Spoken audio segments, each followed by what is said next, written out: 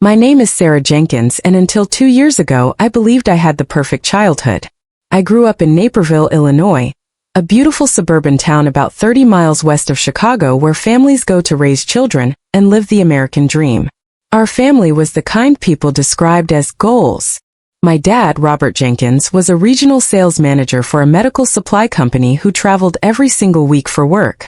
My mom, Linda, was a beloved third-grade teacher at the local elementary school who somehow managed to be homeroom mother for all three of us kids, while maintaining a vegetable garden that would make better homes and gardens jealous. Our house was a beautiful colonial revival on a peaceful tree-lined street where neighbors still brought casseroles when someone was sick. We had a golden retriever named Buster who was the friendliest dog in the entire neighborhood, and a swing set in the backyard that my dad built with his own hands when I was 5 years old. We had a minivan with stains on the seats that told the story of every road trip we'd ever taken as a family. Every week, without fail, my dad would kiss us goodbye on Monday morning with his suitcase already packed in the car. Then, on Friday night, he would return with souvenirs from his travels. These trinkets became the landmarks of our childhood. Snow globes from Minneapolis, shot glasses from Milwaukee, which my mom would quickly hide in the back of a cabinet, keychains from Indianapolis, t-shirts from Des Moines, and so many other little souvenirs. The collection grew so large that my mom bought a beautiful shadow box to display them all in the hallway. Everyone who visited could see what a well-traveled man my father was. We all understood completely that he was doing this for our family. That's what salesmen did. That's what fathers did. They sacrificed time with their families to provide for them. My mom would tell her friends at book club with a mix of pride and resignation, "My husband, the traveler. He's missed more parent-teacher conferences than I can count, but somebody has to pay for Katie's braces and Sarah's college fund and Matt's hockey equipment." We all laughed about it. We accepted it. We built our entire family rhythm around his weekly absence. But the first crack in this perfect picture appeared on my 16th birthday. He had promised to be home early for my party. He'd even called on Thursday night to confirm he'd make it on Saturday. But when Saturday came, he wasn't there. My mom explained with a smile that didn't quite reach her eyes. He got held up with a client emergency. You know how these things are. He gave me a gift that was clearly purchased at the airport Hudson News. He showed up Sunday morning with a necklace from a jewelry store I'd never heard of and another explanation about a client emergency. I wore that necklace to school on Monday and never asked questions, even though something felt wrong deep in my gut. But my older brother Matt started asking them. He wondered why Dad's company always sent him to the same small group of cities. One night at dinner he said, "I looked up his territory online. It says he covers 6 states, but his expense reports always show hotels in the same 3 towns over and over again." My mom's fork paused midair. "You're looking at Dad's expense reports?" Matt replied. "Found them in the home office. They were just sitting there." My mom said with a firmness that suggested this wasn't their first conversation about Dad's travel habits. "Your father works hard. He has regular clients. There's nothing suspicious about loyalty." Matt dropped it, but I saw the way they looked at each other. A look that suggested something unspoken passing between them. Then, when I was 17 years old, I needed a stapler for a school project one afternoon. I knew my dad kept one in his home office desk. The office was technically off-limits because my mom always called it Daddy's space. But he was on a business trip and I figured he'd never know I was in there. The desk was cluttered exactly as he'd left it, with papers and pens and business cards scattered everywhere. I found the stapler in the top drawer right next to a stack of business cards and a worn leather photo holder that I'd never seen before. The photo holder opened to reveal a picture I'd never seen in my entire life. It was my dad, smiling in front of a house I didn't recognize. A modest bungalow with a small porch and a swing. He had his arm around a woman who was not my mother. She was younger, with dark curly hair and a wide beautiful smile. A girl who looked about 8 years old was hugging his waist, while a boy of maybe 5 sat on his shoulders. They looked like a family. They looked happy in a way that made my stomach drop. My hands started shaking immediately. My heart began pounding so hard I could hear it in my ears. I stared at that photo for what felt like hours but was probably only a few minutes. Part of me wanted to believe it was a mistake. A cousin we'd never met. A friend's family. A charity event he'd volunteered at. But I knew In the way you know things before you're ready to admit them, in the deepest part of your soul where truth lives even when you try to bury it, I knew that something was terribly wrong. I put the photo back exactly where I found it. I closed the drawer. I took the stapler and went to my room and cried until I couldn't cry anymore. And I never told anyone what I had seen. Not my mom. Not Matt. Not my best friend. No one. Because I didn't have the words, and I didn't have the courage, and I wasn't ready to destroy everything I thought I knew about my family. 2 more years passed. I graduated high school and started college at UEC in Champaign-Urbana. I tried desperately to forget that photo, convincing myself I had imagined it or misinterpreted it, or that there was a perfectly reasonable explanation my dad would share when the time was right. Then came the accident that changed everything. It was a Friday night in November. My dad was driving home from what we thought was a business trip in Milwaukee when a deer jumped in front of his car on the highway. He swerved to avoid it, hit a tree and ended up in the hospital with 3 broken ribs, a concussion, and internal bruising that doctors said would take months to heal. The hospital called my mom first. She called me. I drove home immediately from college, my hands gripping the steering wheel so tight my knuckles were white the entire 2-hour drive. When I arrived at Edward Hospital in Naperville, my mom was already in the waiting room. But she wasn't alone. Sitting across from her, clutching a tissue and looking absolutely terrified, was the woman from the photo. The dark curly hair. The wide smile that was now tight with fear. Beside her sat 2 teenagers, a girl of about 16 and a boy of 13 who looked just as scared as she did. They were all sitting in the hospital waiting room like they had every right to be there. Like they were family. My mom saw me walk in. Her face completely crumpled. She said softly in a voice I'd never heard before, "Sarah, honey, there's something we need to tell you." The woman stood up. She extended a hand that trembled slightly and said, "I'm Michelle. And these are my children, Emma and Jacob." I didn't take her hand. I couldn't. I was too busy staring at the boy. At Jacob, who had my father's eyes. The exact same shade of hazel. The exact same shape. Eyes I had seen every single day of my life for 19 years. The boy looked at me and asked quietly in a voice that broke my heart, "He's my dad too, isn't he?" It wasn't really a question. It was a statement of fact that we all knew to be true. Michelle started crying. My mom started crying. Even Matt, who had arrived sometime during this surreal moment, looked like he might cry. I just stood there frozen as my entire childhood rearranged itself around me, like a puzzle being taken apart and put back together in the wrong shape. The story came out in pieces over the following days, assembled like a puzzle none of us wanted to complete but couldn't avoid. This is what we learned. Michelle had met Robert Jenkins 22 years ago. She was just 20 years old, working as a waitress at a small diner in Oak Park, a suburb just west of Chicago, trying to make rent and figure out her life. He was a charming salesman 10 years her senior who came into that diner every Tuesday during what he called his Chicago route. He told her he was divorced. He told her he lived alone. He told her he'd been looking for someone like her his whole life. She was young and lonely, and he was handsome and confident. She believed him completely because why wouldn't she? Within a year, they were living together in a modest but cozy bungalow in Berwyn, another suburb just a short drive from Oak Park. Within 2 years Emma was born. 2 years after that Jacob arrived. By then Michelle had started asking questions. Legitimate questions that any woman would ask. Why couldn't they get legally married if he was really divorced? Why did he need to travel so much for work when his office was supposedly in the city? Why did he have 2 cell phones that he was so protective of? He always had answers. Complicated answers about contracts and legal names and business complications.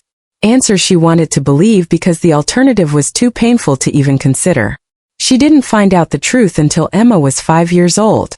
A credit card statement arrived at the house.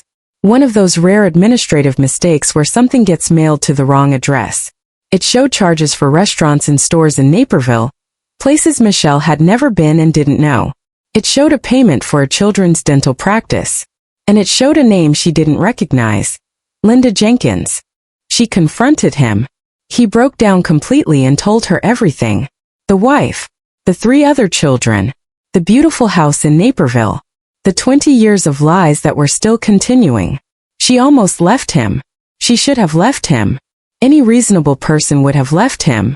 But by then, Emma was old enough to ask why Daddy didn't live with them full-time. Jacob was starting to notice that other kids' fathers came to their soccer games and school plays. And Michelle, despite everything, loved him. Or loved the version of him she thought she knew. The version he had carefully crafted and presented to her for 5 years. So she stayed. For another 11 years she stayed.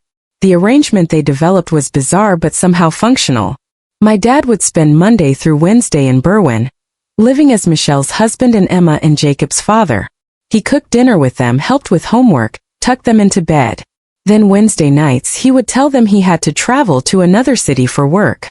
But really, he was just driving 30 minutes to a cheap hotel in Cicero, where he'd spend a night completely alone before heading to Naperville on Thursday morning. Thursday through Sunday morning he was ours. He coached my soccer games. He attended Matt's piano recitals. He helped Katie with her math homework. He grilled burgers in the backyard on summer weekends.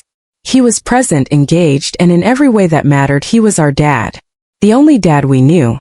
Then Sunday night he'd kiss us goodnight, pack his bag, and leave for his Monday meeting early the next morning, driving straight back to Berwyn to start the cycle all over again.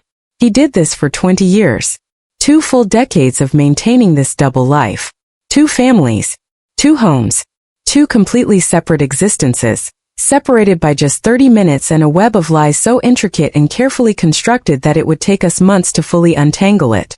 When my dad was released from the hospital 3 days after the accident, the secret was out to everyone except him.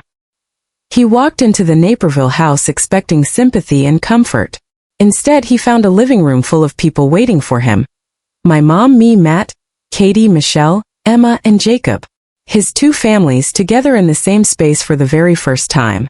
The look on his face when he saw all of us standing there is something I will never forget for as long as I live. It wasn't just shock. It wasn't just fear.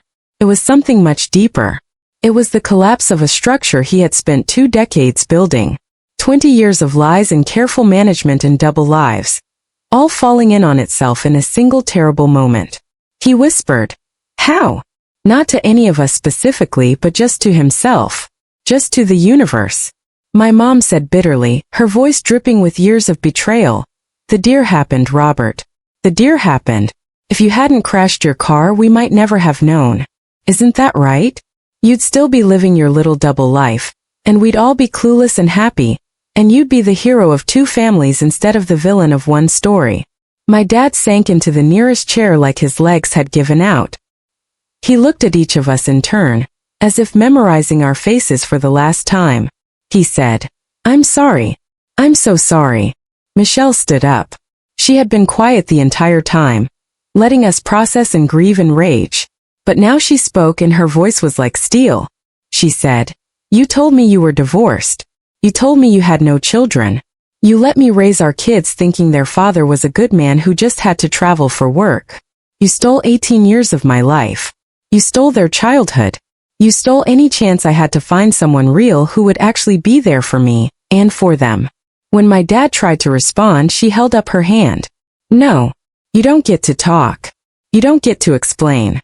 You've been talking for 22 years and all of it was lies. I'm done listening." She walked out. Emma and Jacob followed her, casting one last look at the father they had just truly met for the first time. The father who had been eating dinner with another family, while they sat at home waiting for him. For a long moment after they left, no one in our family spoke. The silence was heavy and suffocating. Then my mom stood up and said quietly but firmly, "You need to leave. Not just this house, but leave us. Leave everything. If you're still recovering from the hospital, fine. But once you're out, you find somewhere else to recover. We'll figure out the rest later." My dad looked at her with eyes that held 40 years of shared history. 40 years of marriage and children and building a life together. He said, "Linda, please." But she interrupted him. 20 years you lied to me. Every time I kissed you goodbye on Monday morning, you were going to her. Every time I thanked you for the souvenirs, you bought them with her standing next to you. I shared a life with a man who didn't exist. So please, Robert, have the decency to leave when you're asked. He left. He didn't come back. The months that followed were absolutely the hardest of our entire lives. My mom filed for divorce immediately, and the proceedings were incredibly complicated. My dad had been supporting 2 entire households for 2 decades. Money we thought was going to retirement accounts and college funds had actually been split between 2 families, 2 mortgages, 2 sets of children's expenses, 2 completely separate financial lives. Emma and Jacob's college savings were practically non-existent. Ours were much thinner than we had thought. Michelle had worked part-time jobs over the years, but had relied on my dad for the bulk of her family's income. Now she was 42 years old with no recent full-time work history, raising 2 teenagers completely on her own. The legal battles were brutal and expensive. My dad's company got dragged into it when lawyers started examining his old expense reports and discovered years of falsified travel claims. Hotels he claimed to stay at that he never actually visited. Meals he claimed to eat with clients who didn't exist. He lost his job. He lost his pension. He lost his reputation. He lost everything he had spent his entire adult life building. But worse than all the financial devastation was the emotional wreckage that none of us could escape. Emma, at 16 years old, had to process the fact that her father had another daughter exactly her age living just 30 minutes away. A daughter who had gotten a different version of their shared father. Katie and Emma met once, briefly, at a coffee shop in a neutral location. The encounter was so painful that neither of them could talk about it afterward for months. 2 girls, the same age, same father, living parallel lives 30 minutes apart. One getting the Thursday through Sunday dad who coached soccer and attended school plays. One getting the Monday through Wednesday dad who made breakfast and helped with homework. Neither of them getting the full thing. Neither of them getting a father who was honest and present and real. Jacob, at 13 years old, started acting out at school in serious ways. Fights, truancy, vandalism. He had been a sweet, quiet kid before the revelation. Now he was angry at everyone. Angry at my dad for lying. Angry at Michelle for staying with a liar. Angry at us for existing as the other family. Angry at himself for reasons he couldn't even articulate in therapy. Matt dropped out of graduate school.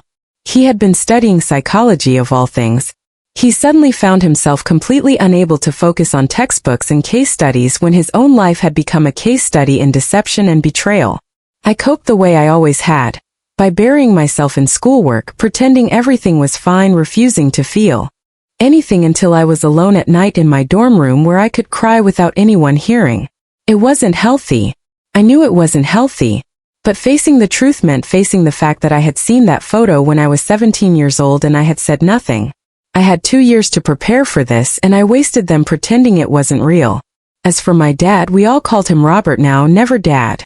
He ended up in a small, depressing apartment in Cicero, the very same neighborhood where he used to stay in hotels to maintain his fiction. He was alone. Completely and utterly alone. Michelle wouldn't speak to him. My mom's lawyers handled all communication. We children rotated through various stages of anger and avoidance and grief. He called me once about 6 months after the accident. I let it go to voicemail because I wasn't ready to hear his voice. His message said, "Sarah, it's your father. I know you don't want to talk to me and I don't blame you. I just wanted you to know that I loved you. Both families. That's the terrible part. I really did love all of you. I just couldn't figure out how to be honest.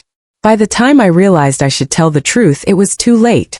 The lie had been going on too long, and I didn't know how to end it without destroying everyone." He paused and I could hear him crying on the recording. He continued, "I was a coward, the biggest coward in the world. And I destroyed 2 families because I was too scared to admit I'd made a mistake. I'm sorry. I know that doesn't matter anymore. But I'm sorry. I deleted the message. I have never called him back. Not once." People always ask the same question when they hear this story. They ask, how did no one know for 20 years? How is that possible? It's a fair question because 20 years is a very long time to maintain a secret of this magnitude. Michelle told us later that there were many close calls over the years. A neighbor who saw my dad at a grocery store in Naperville when he was supposed to be in Milwaukee.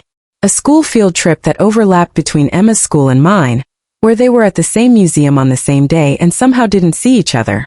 1,000 tiny moments where the 2 worlds almost collided, and somehow they never did. Not until the deer jumped in front of his car on that Friday night in November. The truth is, people see what they want to see. They believe what they need to believe. My mom wanted to see a hardworking husband who sacrificed time with his family to provide for them. She needed to believe that. Michelle wanted to see a divorced man who had finally found love after a painful past. She needed to believe that. We kids wanted to see a father who traveled too much but loved us unconditionally. We needed to believe that. My dad gave us all exactly what we wanted to see. He was a master of reflection, showing each of us the version of himself we needed at that moment. And because we needed those versions so badly, we never looked too closely at the cracks and the inconsistencies. Even Matt, who was suspicious as a teenager, never actually investigated fully. He found expense reports and wondered, but he never followed my dad or checked his phone or pushed hard enough to uncover the truth. Because deep down, part of him didn't want to know.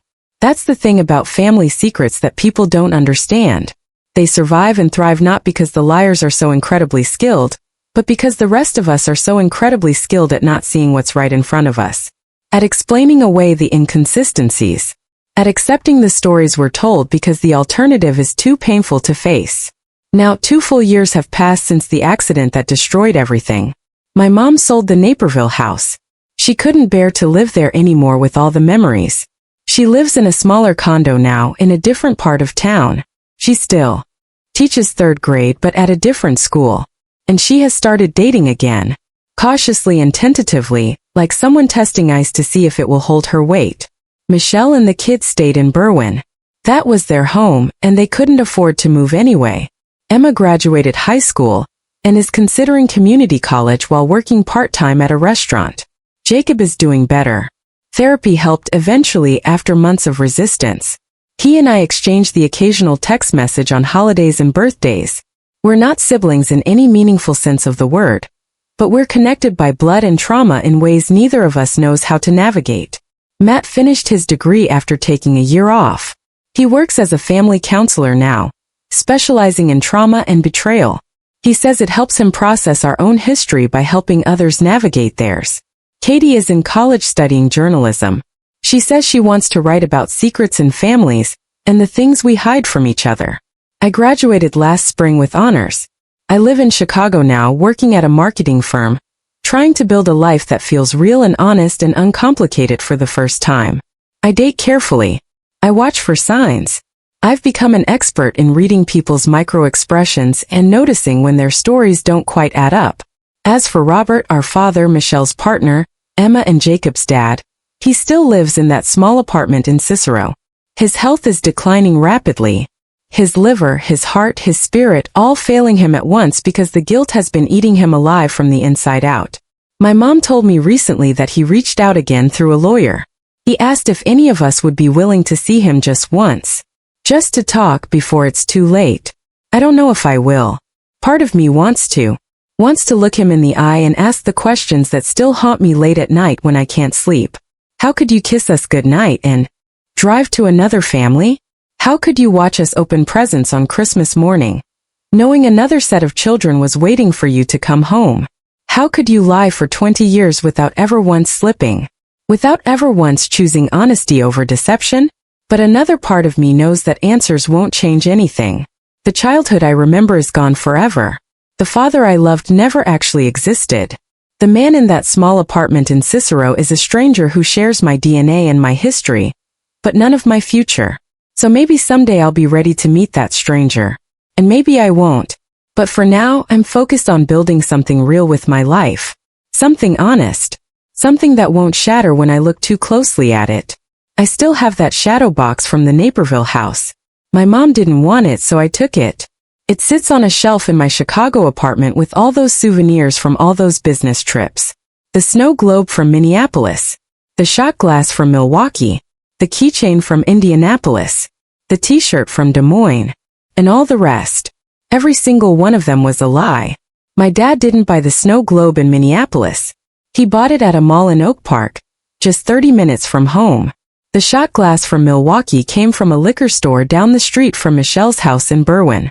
The keychain from Indianapolis was purchased at a gas station in Cicero, where he stayed in hotels to maintain his fiction.